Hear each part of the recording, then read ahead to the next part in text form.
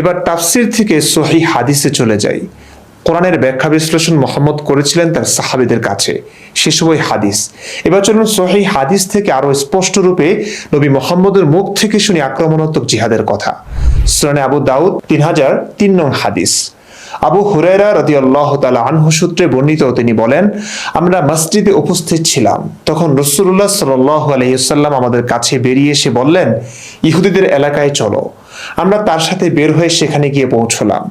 রাসূলুল্লাহ সাল্লাল্লাহু আলাইহি ওয়াসাল্লাম দাঁড়িয়ে তাদেরকে ডেকে বললেন, হে ইহুদি সম্প্রদায়, তোমরা ইসলাম কবুল করো, শান্তিতে থাকবে। তারা বলল, হে আবুল কাসেম, আপনি পৌঁছে দিয়েছেন।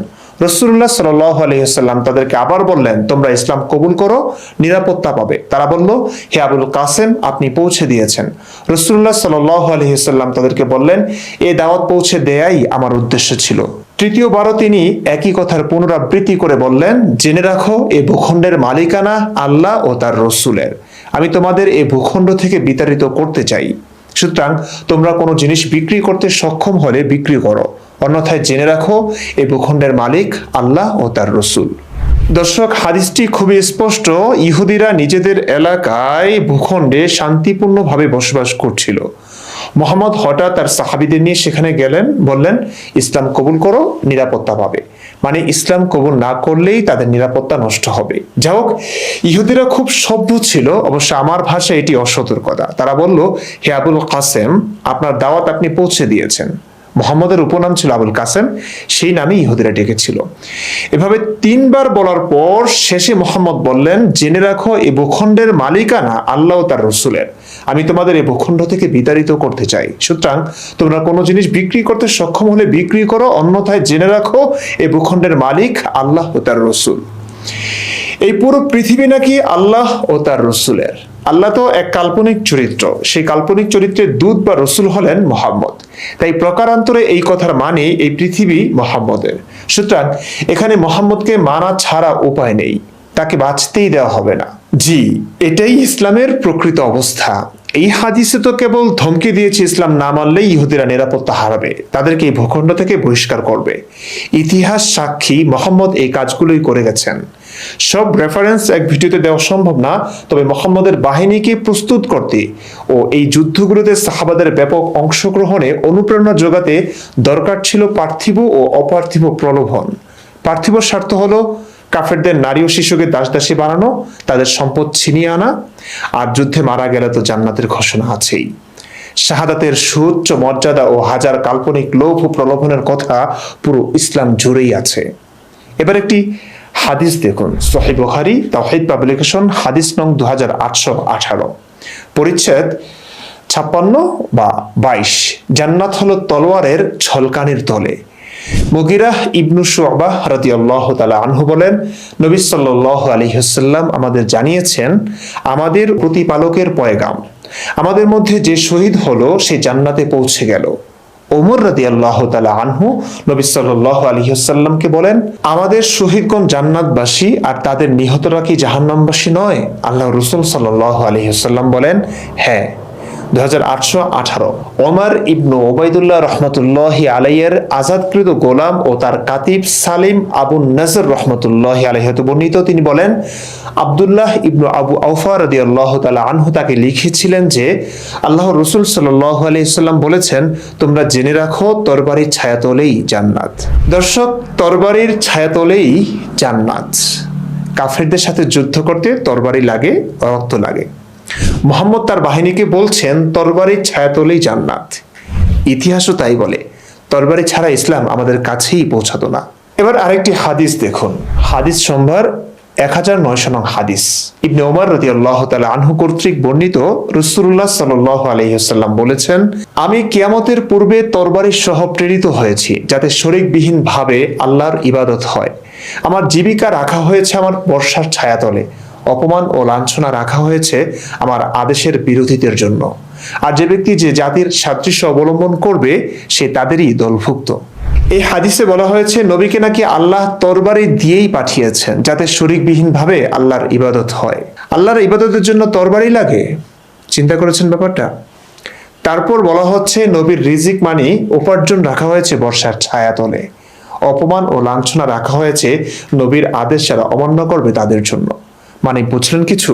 মোহাম্মদের উপার্জন তো প্রথম দিকে বয়সে বড় ধনকুবের খাদিজার ব্যবসার উপর নির্ভর ছিল। এরপর মোহাম্মদের উপার্জন কেবল কাফেরদের সঙ্গে যুদ্ধ করে তাদের সম্পদ ছিনিয়ে আনার মাধ্যমেই ছিল। এটিকে গনিমত বলে। ইসলামের সবচেয়ে হালাল ও পবিত্র সম্পদ এটিকে বলা হয়।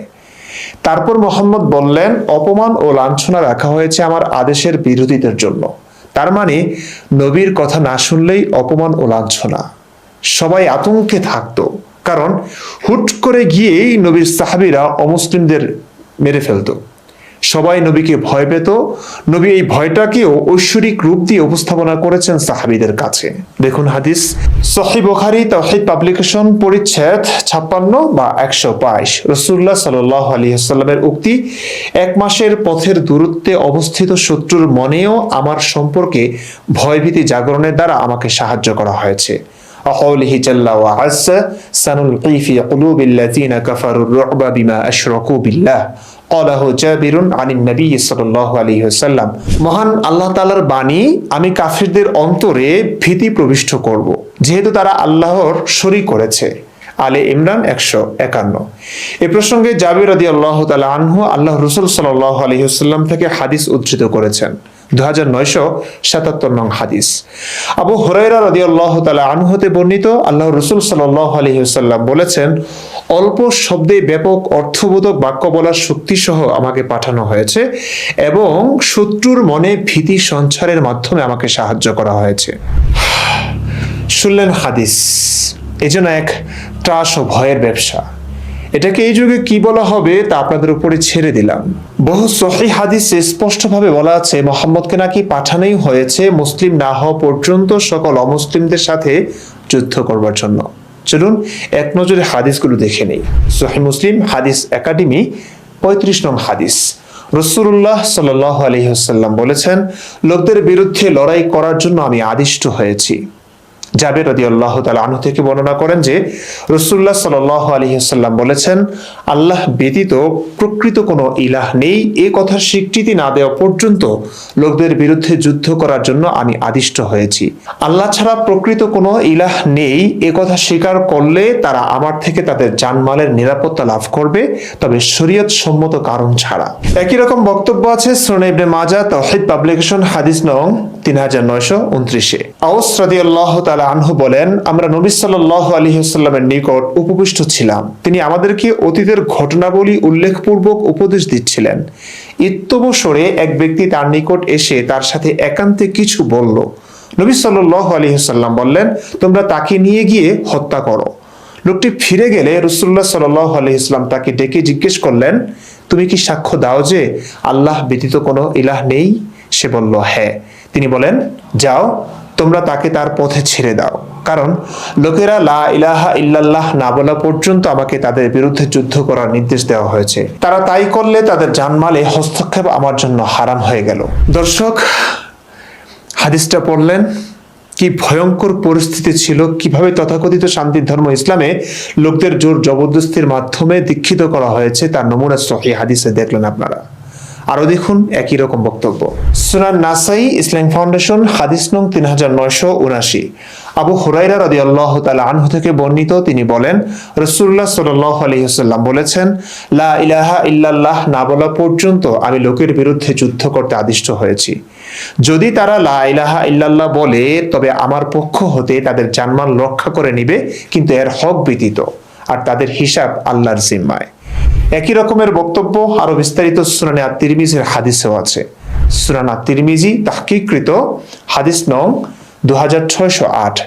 আনাস ইবনে মালিক রাদিয়াল্লাহু তাআলা আনহু হতে বর্ণিত, তিনি বলেন, রাসূলুল্লাহ সাল্লাল্লাহু আলাইহি ওয়াসাল্লাম বলেছেন, আমি লোকদের বিরুদ্ধে যুদ্ধ করার জন্য আদিষ্ট হয়েছি যতক্ষণ পর্যন্ত না তারা সাক্ষ্য দিবে যে আল্লাহ তাআলা ব্যতীত আর কোনো প্রভু নেই এবং মুহাম্মদ সাল্লাল্লাহু আলাইহি ওয়াসাল্লাম আল্লাহ তাআলার বান্দা ও তার রাসূল, এবং আমাদের কিবলামুখী হয়ে নামাজ আদায় করবে, আমাদের জবেহকৃত পশুর গোশত খাবে এবং আমাদের মতো নামাজ আদায় করবে। তারা এগুলো করলে তাদের জান ও মালে হস্তক্ষেপ করা আমাদের জন্য হারাম হয়ে যাবে। কিন্তু ইসলামের অধিকারের বিষয়টি ভিন্ন। মুসলিমদের প্রাপ্য সুযোগ সুবিধা তারাও পাবে এবং মুসলিমদের উপর অর্পিত দায় দায়িত্ব তাদের উপরও বর্তাবে। দর্শক, এবার সহিহ বুখারী একটি দীর্ঘ হাদিস দেখি। সহিহ বুখারী তাওহীদ পাবলিকেশন, হাদিস নং 3159। জুবাইর ইবনু হাইয়া রাহমাতুল্লাহি আলাইহি হতে বর্ণিত, তিনি বলেন, ওমর রাদিয়াল্লাহু তাআলা আনহু মুশরিকদের বিরুদ্ধে যুদ্ধ করার জন্য বিভিন্ন বড় বড় শহরের দিকে সৈন্যদল প্রেরণ করলেন। সে সময় হরমজান ইসলাম গ্রহণ করে। ওমর রাদিয়াল্লাহু তাআলা আনহু তাকে বললেন, আমি এসব যুদ্ধের ব্যাপারে তোমার পরামর্শ গ্রহণ করতে চাই। তিনি বললেন, ঠিক আছে। এ সকল দেশ এবং দেশে মুসলিমদের দুশমন যেসব লোক বাস করছে তাদের দৃষ্টান্ত একটি পাখির মতো, যার একটি মাথা, দুটি ডানা ও দুটি পা রয়েছে। যদি একটি ডানা ভেঙে দেওয়া হয় তবে সে পাখিটি উভয় পা, একটি ডানা ও মাথার ভরে উঠে দাঁড়াবে। যদি অপর ডানা ভেঙে দেওয়া হয় তবে সে দুটি পা ও মাথার ভরে উঠে দাঁড়াবে। আর যদি মাথা ভেঙে দেওয়া হয় তবে উভয় পা, উভয় ডানা ও মাথা সবই অকেজো হয়ে যাবে। কিসরা শত্রুদের মাথা, কায়সার হলো একটি ডানা, আর পারস্য অপর একটি ডানা। কাজেই মুসলিমগণকে এই আদেশ করুন তারা যেন কিসরার উপর হামলা করে। বাকর ও জিয়াদ রহমতুল্লাহি আলাইহি উভয়ে জুবাইর ইবনু হাইয়া রহমতুল্লাহি আলাইহি হতে বর্ণিত, তিনি বলেন, অতঃপর ওমর রাদিয়াল্লাহু তাআলা আনহু আমাদের ডাকলেন আর আমাদের উপর নু'মান ইবনু মুকাররিনকে আমির নিযুক্ত করেন। আমরা যখন শত্রু দেশে পৌঁছলাম, কিসরার এক সেনাপতি 40,000 সৈন্য নিয়ে আমাদের মোকাবেলায় আসলো। তখন তার পক্ষ হতে একজন দোভাষী দাঁড়িয়ে বলল, তোমাদের মধ্য থেকে একজন আমার সঙ্গে আলোচনা করুক। তখন মুগিরা ইবনু শুবা রাদিয়াল্লাহু তাআলা আনহু বললেন, যা ইচ্ছা প্রশ্ন করতে পারো। সে বলল, তোমরা কারা? তিনি বললেন, আমরা আরবের লোক। দীর্ঘদিন আমরা অতিশয় দুর্ভাগ্য এবং কঠিন বিপদে ছিলাম। ক্ষুধার জ্বালায় আমরা চামড়া ও খেজুর গুটি চুষতাম, চুল ও পশম পরিধান করতাম, বৃক্ষ পাথর পূজা করতাম। আমরা যখন এই অবস্থায় পতিত তখন আসমান ও জমিনের প্রতিপালক আমাদের মধ্য হতে আমাদের নিকট একজন নবী পাঠালেন।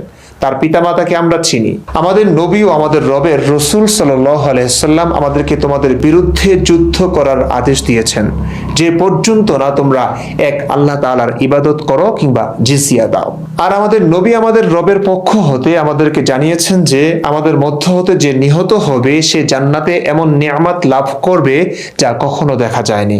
আর আমাদের মধ্য হতে যারা জীবিত থাকবে তোমাদের গর্দানের মালিক হবে। দর্শক, এরকম আরো বহু বর্ণনা আছে, আমার মনে হয় এতটুকুই যথেষ্ট। এই হাদিসগুলোতে সম্পূর্ণ স্পষ্টভাবে বলা আছে ইসলামের যুদ্ধটি কেমন ছিল। ইসলাম না মানলেই অমুসলিমদের সাথে যুদ্ধ করার কথা বলা হয়েছে। ইসলাম কবুল করে নিলেই কেবল অমুসলিমরা তাদের জানমালের রক্ষা পাবে, এছাড়া তাদের জানমালের কোনো নিরাপত্তা নেই মুসলিমদের কাছে। শুধু তাই নয়, সহিহ হাদিসে স্পষ্টভাবে বর্ণিত আছে অতর্কিত আক্রমণও ইসলামে বৈধ। কাফেরদের বাড়ি ঘরে আক্রমণ, তাদের নারী ও শিশুদের বন্দী বানানো সম্পূর্ণ জায়েজ। চলুন হাদিস থেকে সরাসরি দেখি। সহিহ মুসলিম ইসলামিক ফাউন্ডেশন, পরিচ্ছেদ 1। যে সকল বিধর্মীর কাছে ইসলামের দাওয়াত পৌঁছেছে পূর্ব ঘোষণা ব্যতীত তাদের বিরুদ্ধে আক্রমণ পরিচালনা বৈধ। 4370 নং হাদিস। ইবনু আউন রহমতুল্লাহি আলাইহি থেকে বর্ণিত, তিনি বললেন, আমি নাফি রহমতুল্লাহি আলাইহিকে এই কথা জানতে চেয়ে পত্র লিখলাম যে যুদ্ধের পূর্বে বিধর্মীদের প্রতি দ্বীনের দাওয়াত দেওয়া প্রয়োজন কিনা। তিনি বলেন, তখন তিনি আমাকে লিখলেন যে এ নিয়ম ইসলামের প্রারম্ভিক যুগে ছিল। রাসূলুল্লাহ সাল্লাল্লাহু আলাইহি ওয়াসাল্লাম বনু মুস্তালিকের উপর আক্রমণ করলেন এমত অবস্থায় যে তারা অপ্রস্তুত ছিল, তা জানতে পারেনি। তাদের পশুদের পানি পান করানো হচ্ছিল। তখন তিনি তাদের যোদ্ধাদের অর্থাৎ পূর্ণবয়স্ক পুরুষদের হত্যা করলেন এবং অবশিষ্টদের অর্থাৎ নারী ও শিশুদের বন্দী করলেন। দর্শক, একটু ভাবুন, 1971 সালের 25শে মার্চের রাতে ঘুমন্ত নিরস্ত্র বাঙালিদের উপর পাক বাহিনী আক্রমণ করেছিল। আমাদের প্রস্তুত হবার উপায় পর্যন্ত ছিল না, এমন অবস্থায় ওরা আক্রমণ করে আমাদের উপর। এমন অপ্রস্তুত ঘুমন্ত মানুষের উপর আক্রমণ একটি সার্বজনীন অন্যায়, অনৈতিক কাজ। এর উপর নারী ও শিশু হত্যার বিষয়টি যুক্ত হলে সেটি সরাসরি যুদ্ধাপরাধ হিসেবে গণ্য হয়। রাতের অন্ধকারে পূর্ব ঘোষণা ব্যতীত এমন আক্রমণ করাকে ডাকাতি বলা হয়। একই কাজ করতেন আমাদের প্রিয় নবীজির প্রিয় সাহাবীরা। অনেক মুমিন ভাই বোনের আজকাল ইসলামের এমন অতর্কিত আক্রমণটিকে গেরিলা যুদ্ধের সাথে তুলনা করে বলে থাকেন যে মুক্তিযুদ্ধের সময়ও আমাদের দেশের মুক্তিযোদ্ধারা অতর্কিত আক্রমণ করেছিল। মুক্তিযুদ্ধের উদাহরণ টেনে তাদের ধর্মের অতর্কিত আক্রমণটিকে বৈধতা দেওয়ার চেষ্টা করে থাকেন তারা। অথচ মুক্তিযুদ্ধের গেরিলা যুদ্ধ আর ইসলামের অতর্কিত আক্রমণ এক নয় কখনো। প্রথমত, যুদ্ধের প্রেক্ষাপট কি সেটি একটি বিষয়। দ্বিতীয়ত, যুদ্ধটি কি আক্রমণাত্মক নাকি প্রতিরক্ষামূলক সেটিও দেখার বিষয়। তৃতীয়ত, দুটি যুদ্ধরত বাহিনীর মধ্যে গেরিলা যুদ্ধ যদিও পৃথিবীর বিভিন্ন দেশে একটি স্বীকৃত যুদ্ধের কৌশল, তবু এই স্বীকৃত কৌশলেও নীতি বজায় রাখতে হয়। লক্ষ্য রাখতে হয় বেসামরিক নিরস্ত্র মানুষ ও নারী শিশুরা যেন কোনোভাবে আক্রমণের শিকার না হয়।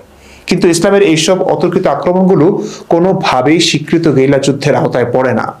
একই তো আক্রমণাত্মক যুদ্ধ, তাও আবার বিশ্বাসের জন্য, এর উপর অতর্কিত আক্রমণ, তার উপর নারী শিশুদের রক্ষার কোনো সতর্ক বার্তাও ছিল না। চলুন সহিহ হাদিস থেকে এই বিষয়গুলো ভালো করে দেখি। সহিহ মুসলিম ইসলাম ফাউন্ডেশন পরিচ্ছেদ 9, রাতের অতর্কিত আক্রমণে অনিচ্ছাকৃতভাবে নারী ও শিশু হত্যায় দোষ নেই। 4399 নং হাদিস।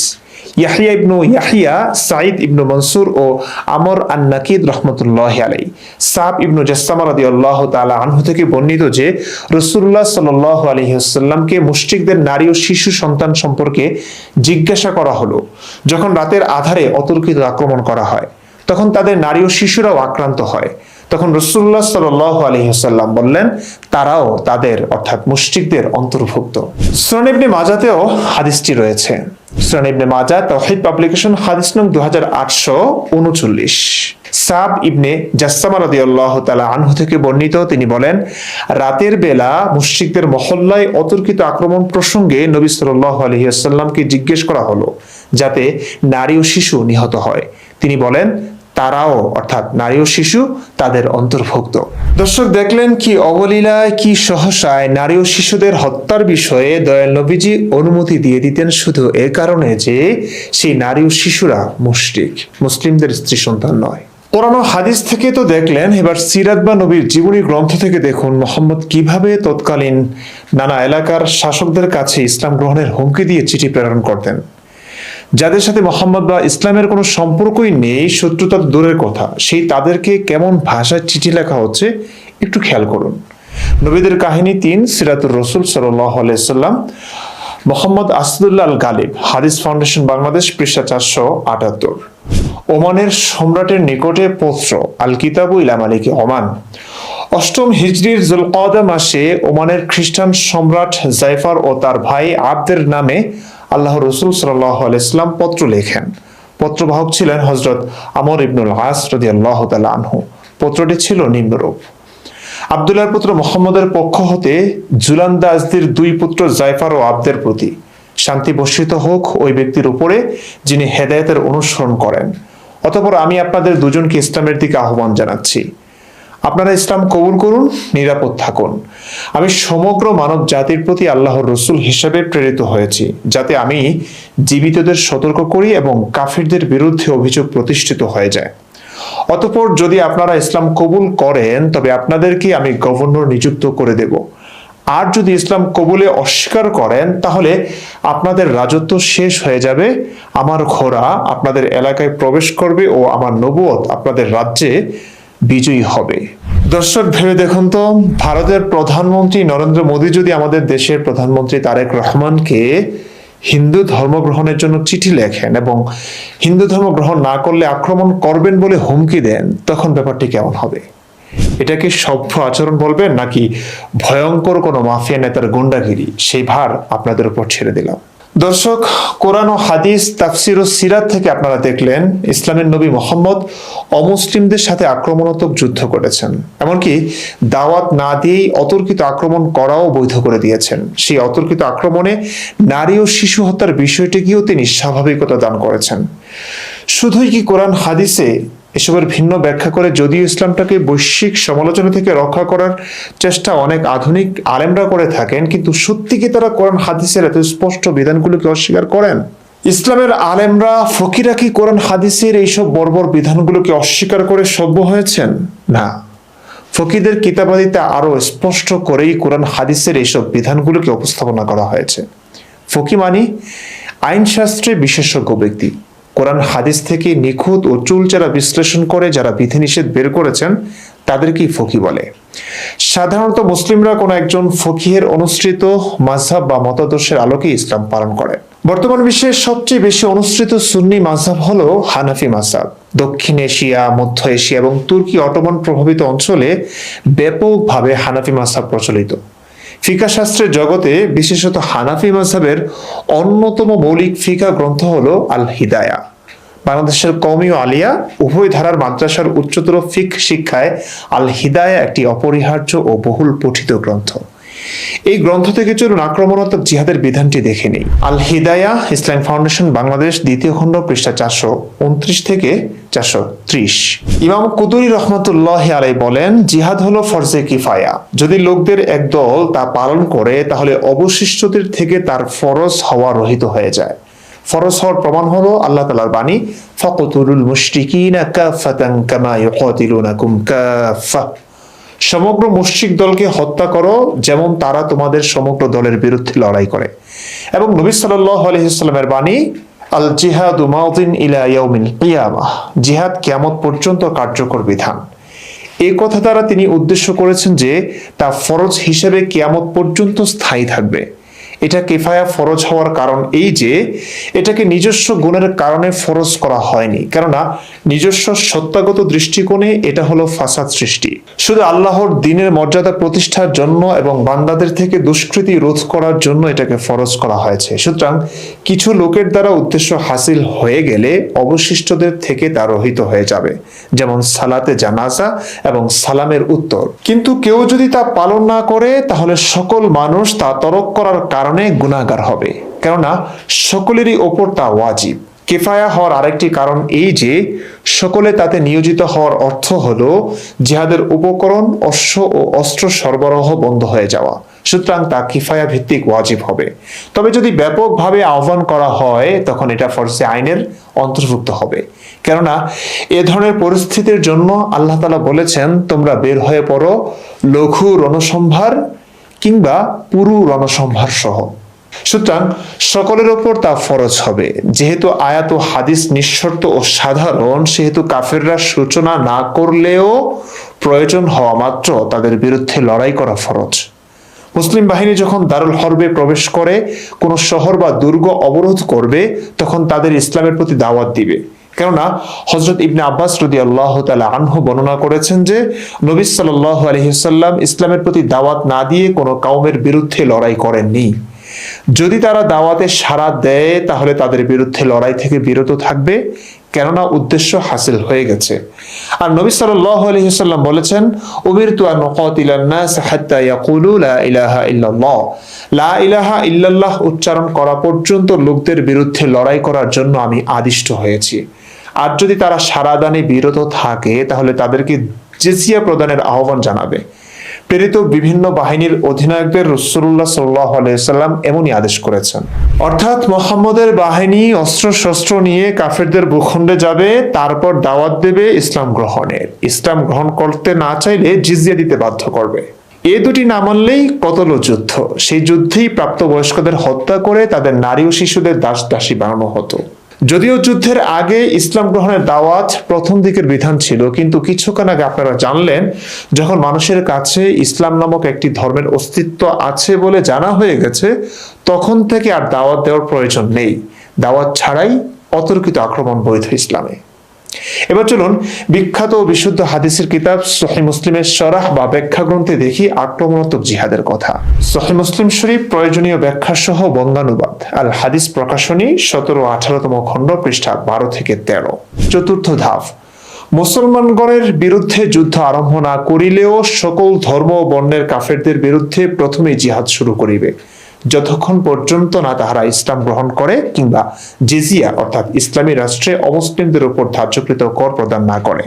আর ইহা দ্বারা আল্লাহ তাআলার কালিমা সমুন্নত করা, দ্বীন ইসলামের মর্যাদা দান এবং কুফরের দাপট ধ্বংস করা উদ্দেশ্য। আর এই ধাপের কার্যক্রম হিজরি 9ম সনে হযরত আবু বকর সিদ্দিক রাদিয়াল্লাহু তাআলা আনহুর জবানিতে এই ধাপের ঘোষণা দেওয়া হইয়াছিল। আল্লাহ সুবহানাহু ওয়া তাআলা সূরা তাওবায় ইহার বিস্তারিত বিবরণ দিয়েছেন। আল্লাহ তাআলা ইরশাদ করেন, ফাইদান সালাখাল আশহুরুল হুরুম ফাকতুলুল মুশরিকিনা হাইসু ওয়াজাদতুমুহুম ওয়া খুযুহুম ওয়াহসুরুহুম ওয়াকউদু লাহুম কুল্লা মারসাদ। فإن تابوا وأقاموا الصلاة وآتوا الزكاة فخلوا سبيلهم ইন্নাল্লাহা গফুরুর রহিম। অনন্তর যখন হারাম মাসসমূহ অতীত হইয়া যাইবে তখন ওই মুশরিকদেরকে তোমরা যেইখানেই পাও হত্যা করো এবং ধৃত করো আর অবরোধ করো এবং প্রত্যেক ঘাটির অবস্থানসমূহে তাহাদের লক্ষ্য করিয়া বসিয়া যাও। অতঃপর তাহারা যদি কুফরি হইতে তওবা করিয়া লয় এবং নামাজ আদায় করিতে থাকে এবং যাকাত দিতে থাকে তবে তাহাদের পথ ছাড়িয়া দাও। নিশ্চয়ই আল্লাহ তাআলা অতীব ক্ষমাশীল পরম দয়ালু। সূরা তাওবা আয়াত 5। সূরা তাওবার অপর আয়াতে আল্লাহ তাআলা ইরশাদ করেন, কাতিলুল লাযিনা লা ইউমিনুনা বিল্লাহি ওয়ালা বিল ইয়াউমিল আখির ওয়ালা ইউহাররিমুনা মা হাররামাল্লাহু ওয়া রাসূলুহু ওয়ালা ইয়াদিনুনা দীনাল হাক্কি মিনাল লাযিনা উতুল কিতাব হাত্তা ইউতুল জিজিয়াতা আন ইয়াদিন ওয়া হুম সাগিরুন। তোমরা যুদ্ধ করো ওই সকল লোকদের বিরুদ্ধে যাহারা আল্লাহ ও কিয়ামতের দিবসের উপর ঈমান রাখে না। আল্লাহ তাহার রসুল যাহা হারাম করিয়া দিয়েছেন তাহা হারাম করে না আর গ্রহণ করে না সত্য ধর্ম, যতক্ষণ না তাহারা বশ্যতা স্বীকার করত জিজিয়া কর প্রদানের স্বীকৃতি জ্ঞাপন করে। সূরা তাওবা আয়াত 29। সূরা আনফালে আল্লাহ তাআলা ইরশাদ করেন, কাতিলুহুম হাত্তা লা তাকুনা ফিতনাতু ওয়া ইয়াকুনা আদ-দীনু কুল্লুহু লিল্লাহ। আর তোমরা তাহাদের সহিত লড়িতে থাকো যদ্ধাবধি তাহাদের মধ্য হইতে ফিতনা অর্থাৎ শিরক বিলুপ্ত হইয়া না যায় এবং দিন যেন কেবল আল্লাহর জন্যই হয়। সূরা আনফাল আয়াত 39। এবার 13 নং পৃষ্ঠায় যাই। অন্য আয়াতে ইরশাদ করেন, ফাকতুলুল মুশরিকিনা হাইসু ওয়াজাদতুমুহুম। মুশরিকদের হত্যা করো যেখানে তাহাদের পাও। সূরা তাওবা 5। রাসূলুল্লাহ সাল্লাল্লাহু আলাইহি ওয়াসাল্লাম ইরশাদ করেন, উমিরতু আন উকাতিলান নাস হাত্তা ইয়াকুলু লা ইলাহা ইল্লাল্লাহ ফাইযা ক্বালুহা আসামু মিন্নি দিমাআহুম ওয়া আমওয়ালাহুম ইল্লা বিহাক্কিহা ওয়া হিসাবুহুম আলাল্লাহ। আমি লোকদের বিরুদ্ধে যুদ্ধ করিবার জন্য আদিষ্ট হইয়াছি যতক্ষণ না তাহারা এই কথার সাক্ষ্য দিবে যে নিশ্চয়ই একক আল্লাহ তাআলা ব্যতীত অন্য কোনো মাবুদ নাই। যদি তাহারা এই কথাগুলি বলে তবে তাহারা তাহাদের জানমালের নিরাপত্তা লাভ করিবে। দর্শক, সাধারণত আমাদের দেশের আলেমরা আক্রমণাত্মক জিহাদের কথা ঢালাও ভাবে ওয়াজ মাহফিলে বলতে পারেন না, কারণ এটি বর্তমান সভ্য পৃথিবীর সঙ্গে যায় না। গণতান্ত্রিক ধর্মনিরপেক্ষ দেশের আইনও এটা মানে না। মাহফিলে প্রশাসনের লোকও থাকে, সেই ভয়ও আছে। এছাড়া অনেকের কাছে এটি যুক্তিযুক্ত মনে হবে না, হিত বিপরীত হবে। তাই আল্লাহ নবীর এই গুরুত্বপূর্ণ বিধানটিকে তারা ভিন্নভাবে ভিন্ন পন্থায় ব্যাখ্যা বিশ্লেষণ করেন। এর মধ্যে অন্যতম এক পন্থা হলো আক্রমণাত্মক জিহাদকে তারা প্রতিরক্ষামূলক জিহাদ হিসেবে উপস্থাপন করেন। এর রসদও তারা সহজেই পেয়ে যান। ধরুন, আমি আমার নবীর কথা অনুযায়ী আপনাকে কিংবা যে কোনো কাফেরকে মারার জন্য প্রতিনিয়ত চেষ্টা করে যাচ্ছি, কাউকে মেরেছিও, এখনো মারার প্রস্তুতি নিচ্ছি। তো একদিন কাফেররা আমাকে প্রতিহত করতে আমার বিরুদ্ধে ব্যবস্থা নিল, কিংবা প্রশাসন আমাকে ধরে জেলে নিয়ে রিমান্ডে দিয়ে দিল, আমার পশ্চাতে গরম ডিম সহ আরো কিছু ঢুকালো। ধরুন, এখন আমার উপর কেন এমন নির্যাতন হলো সেটি না বলে শুধু আমার উপর অত্যাচার নিয়ে কিছু আলেম এভাবে মাথা গরম করবেন, দেখো তাকিয়ে আজ দাড়ি টুপি পাঞ্জাবিওয়ালাদের উপর কি নৃশংস নির্যাতন হচ্ছে।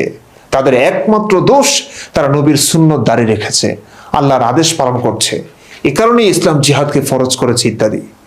আর মূর্খ অন্ধ জনতা এসব ভাষণ শুনে আগে পরে কি হয়েছে কিচ্ছু না জেনে ঠিক ঠিক বলে চিল্লাবে। এমনটাই ঘটে প্রিয় দর্শক। আক্রমণাত্মক জিহাদের আলোচনা করতে না পেরে সেটিকে প্রতিরক্ষামূলক জিহাদ বানিয়ে যুক্তিগ্রাহ্য করলে তো আর আইন কিছু করতে পারবে না। তাই এভাবেই তারা উপস্থাপন করেন।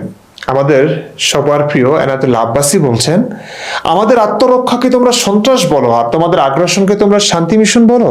আমাদের আত্মরক্ষাকে তোমরা সন্ত্রাস বলো আর তোমাদের আগ্রাসনকে তোমরা শান্তি মিশন বলো। আরেক হুজুর ভারতকে হুঁশিয়ার করছে এই বলে যে আপনারা মনে করবেন না বাংলাদেশকে আপনারা দখল করবেন। আধিপত্যবাদী হিন্দুস্তান, আপনারা মনে করবেন না বাংলাদেশকে আপনারা দখল করবেন। আরে ভাই, কোথায় ভারত বাংলাদেশকে দখল করতে চাইলো, বরং উল্টো ঘটেছে। যুগে যুগে মুসলিমরা গাজওয়াতুল হিন্দ নামে ভারতকে দখল করবার চেষ্টা করেছে, যুদ্ধ করেছে ভারতের নিরীহ নিরপরাধ মানুষের সাথে। এরপর ভারত হয়তো কিছু ক্ষেত্রে একটু সতর্ক হয়ে কোনো জঙ্গি বা কোনো অপরাধীকে শাস্তি দিয়েছে, সেসব উল্লেখ করে ভারত দখলের ব্যাপারটিকে যুক্তিগ্রাহ্য করে উপস্থাপন করছেন এই আলেম। শুনুন তার মুখে। ভারত যদি বন্ধুত্ব দেখায় বন্ধুত্ব পাবে, কিন্তু ভারত যদি বাংলাদেশে আধিপত্যবাদ বিস্তার করতে চায় বাংলাদেশের 18 কোটি জনগণ সেটা রুখে দেবে।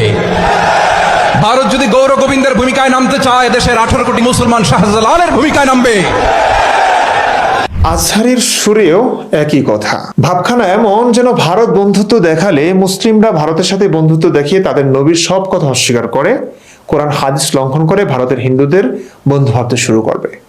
বাস্তবতা সম্পূর্ণ ভিন্ন, একটু পরে দেখাচ্ছি।